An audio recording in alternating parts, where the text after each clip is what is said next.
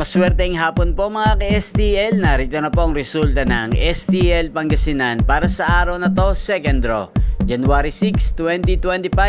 Araw ng Lunes. Naway ang mga natayaan nyo pong mga numero kanina ay manalo nawa ngayong hapong ito, 5 PM. Kaya kunin nyo na po ang inyong mga tickets.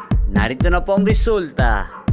Ang mga numerong nanalo sa STL Pangasinan ngayong hapong ito, January 6, 2025.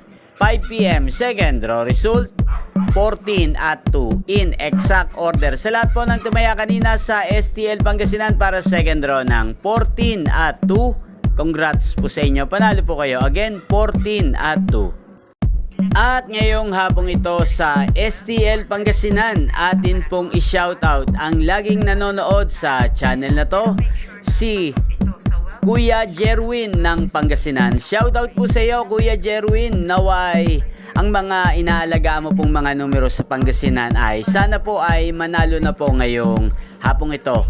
At sana ay nasa mabuti rin po kayong kalagayan. At sa lahat po ng mga taga Pangasinan dyan, lalong lalo na po sa aking mga subscribers na walang sawang nanonood ng aking mga videos, shoutout po sa inyo. Inyo pong napanood ang resulta ng STL Pangasinan sa channel na to, Roderick Hernandez TV.